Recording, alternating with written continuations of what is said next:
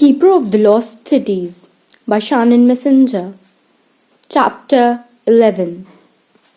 Don't elves do anything the normal way? Sophie asked as she watched the waves crash far below. The bubble bobbed on the breeze, high in the clouds. Where's the fun in that? Alden's smile lifted the worry she'd been carrying since they left Quinlan's office. If he could relax, maybe things weren't as scary as they seemed. Plus, it was hard to feel anything other than pure joy as she floated above the world in a giant bubble. Especially when Fitz took her hand again. "Ready to go home?" he asked, holding his pathfinder in the sunlight. She barely had time to agree.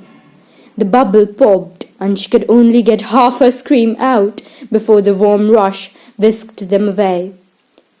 Sophie squinted in the glaring light. "I thought you meant my home," she said as she stared once again at the enormous gates of Everglen. She was actually relieved. They still hadn't explained what she was supposed to tell her family about all of this. In fact, there were quite a few things they hadn't explained. Her brain felt ready to burst with all the unanswered questions. "So what am I supposed to—" Her question was cut short by a flash of light that made everyone shield their faces. When Sophie opened her eyes, a tall elf in a simple black tunic strode toward them. His olive skin stood in sharp contrast to his pale blonde hair, and while his face held youth, something ancient shone in his dark blue eyes. "You've got some nerve summoning me!" he shouted, stepping right into Alden's personal space. He was a couple inches shorter than Alden, but he didn't seem the least bit intimidated by the height difference. "I'd sooner be exiled than train anyone in your family." From the corner of her eye, Sophie saw Fitz's hands clench into fists. Alden barely blinked. He took a small step backward and smiled. "Yes, Tegan, I'm well aware of your opinion of me, I can assure you. I wouldn't have summoned you if I wasn't convinced that it would be what Prentice would want." Tegan's fierce expression crumbled. He backed away, crossing his arms against his chest. "Since when are you the expert on anything Prentice wanted?"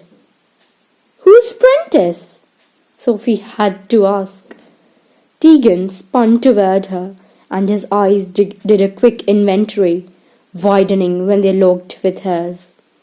"Yes," Alden said when Tegan gasped. "Whatever you're thinking, yes. Tegan, I'd like you to meet Sophie Foster, Foxfire's newest prodigy, who happens to need a telepathy mentor." Tegan swallowed several times before he spoke. "She's the one, isn't she? The one Prentice was hiding." "Yes," Alden agreed. "She's been living with humans for the past 12 years. "Okay, seriously," Sophie interrupted, the way Tegan was staring at her like he'd just watched someone kill his favorite puppy was officially weirding her out. "Who is Prentice? And what does he have to do with me?" "I'm sorry, that's classified information, Sophie," Alden said quietly. "But it's about me." She glanced at Fitz for help, but he shrugged like it was out of his hands. "If it becomes important to you to know, I will tell you," Alden promised. "For now, all anyone needs to know is that you are the most incredible telepath I've ever seen, and you need a mentor. Which is why I summoned you," he added, turning to Tegan. "Sophie has already broken through Fitz and Bronte's blocking without training. She needs the best mentor we can provide. I know you're retired, but I thought, given the circumstances, you might be persuaded to return to Foxfire." Anger and resentment danced across Tegan's features, so the last thing Sophie expected was for him to nod. "You'll do it?" Alden asked, his voice a mixture of surprise and relief. "Yes, but only for this year. That will be more than enough to hone her abilities. Then you leave me alone and never ask for my assistance again. That's more than reasonable, Alden agreed. Wait, Sophie interrupted. Do I get any say in this? What do you mean? Alden asked. She needed a deep breath before she could answer. I'm not sure I want to get better at telepathy. She'd always hated reading minds, and that was before she had to worry about serious rules and restrictions on it. And Tegan didn't seem like he even wanted to train her. Maybe it was better to just pretend she wasn't a telepath at all. Are you crazy? Fitz asked. Do you have any idea what an opportunity this is? Tegan raised a hand, silencing him. He took a step closer to Sophie, waiting for her to meet his eyes. Being a telepath around humans is quite a burden. I'll bet you have had terrible headaches and heard all kinds of things you didn't want to hear, right? She nodded, stunned by his sudden change in mood. He sounded almost kind. He frowned and looked away, mumbling something she mostly didn't understand, but she thought she got the word irresponsible. It doesn't have to be that way, he said after a second. With proper training, you learn to manage your ability, but you do have a choice. There should always be a choice.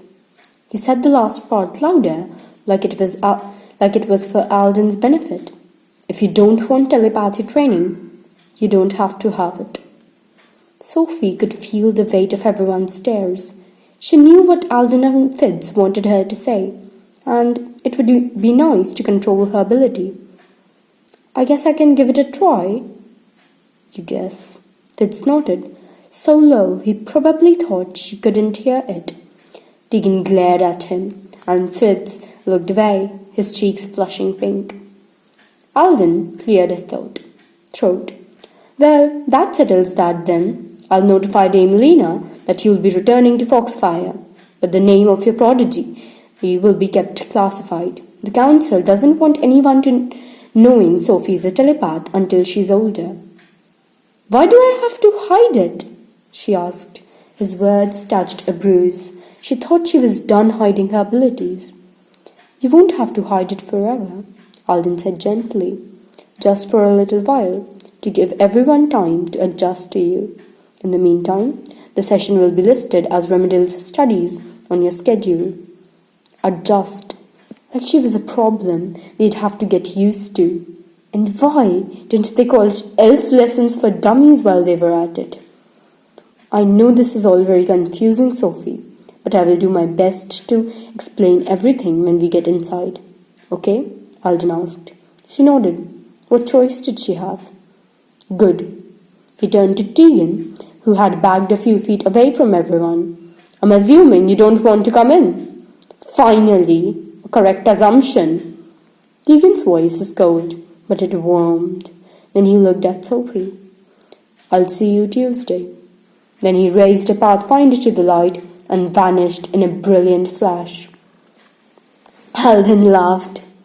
Well, that went better than expected. He licked a panel on the enormous gates, taking Sophie's hand as they swung inward. Come on, Sophie. Let's see if I can answer some of those questions I'm sure are floating around in your head.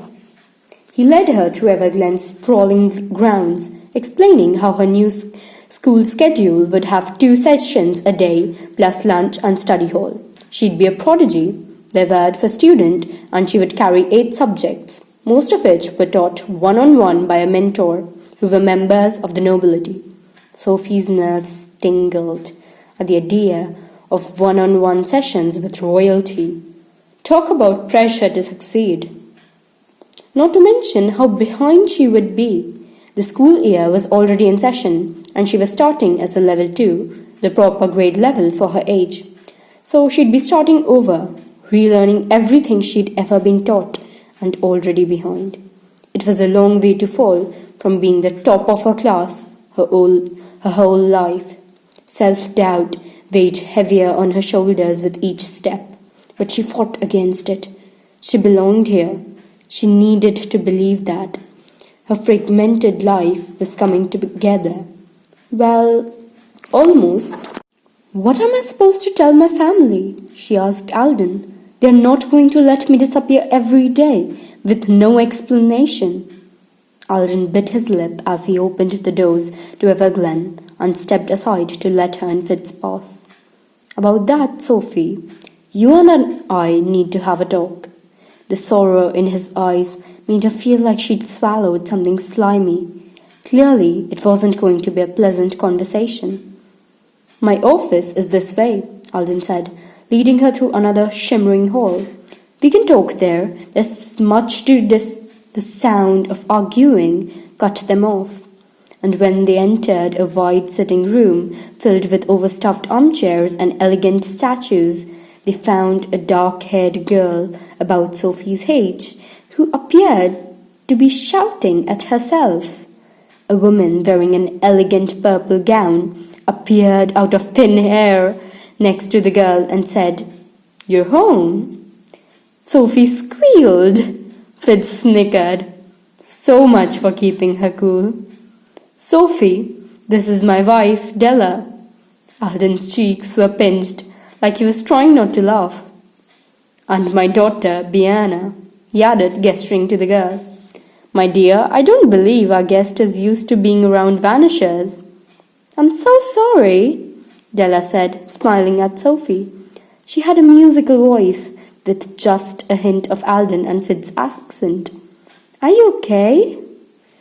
"Yes," Sophie mumbled, trying not to stare.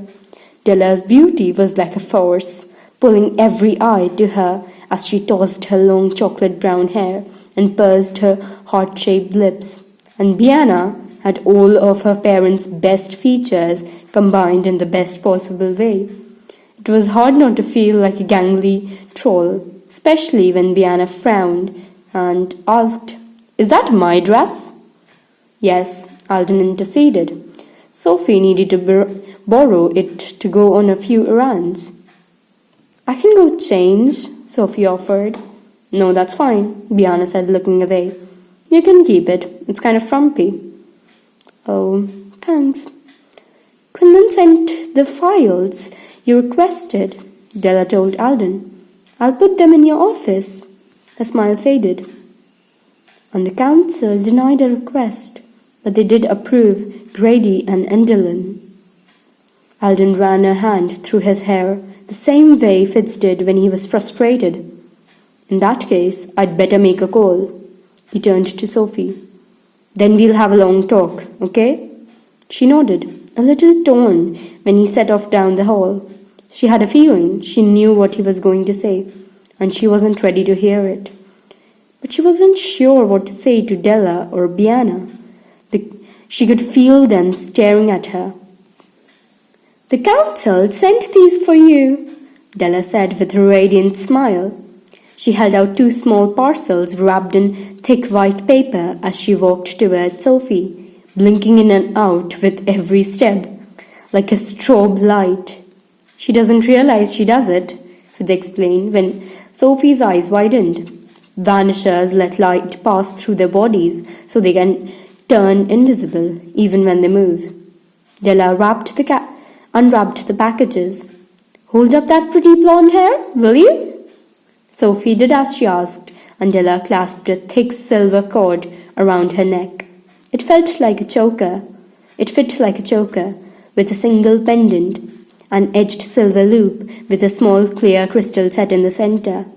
"Her registry pendant," Della explained. "Everyone had to wear one, so they could be easily found.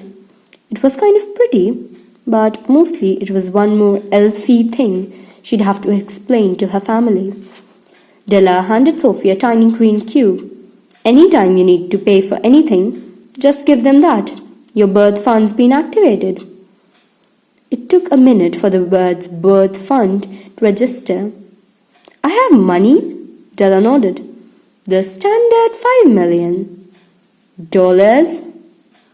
"Lusters," Fitz corrected, laughing. "1 luster is probably worth $1 million. "What's a dollar?" Bianna asked. "Human money." She crinkled her perfect little nose. Ew! Sophie ignored the insult. How could the elves afford to give away so much money? We do things differently around here, Della explained. Money is something we have, not something we need. No one ever has to go without. She couldn't believe it, but why does anyone work then, if they already have money? What else would we do with our time? I don't know, something fun. Work is fun, Della corrected. Remember, we are not limited to 70 or 80 years. Once you get used to that idea, I think you'll find our way makes much more sense. Maybe, she agreed, still trying to wrap her head around it. All set? Alden asked, coming back into the room. Della nodded. Were you able to change their minds? Alden shook his head, and Della's face fell. In fact, everyone looked sad, except Biana, who looked relieved. What's going on? Sophie asked, trying to ignore the panic rising in her chest. Alden let out a long, slow sigh. Come on, Sophie. Let's go have that talk.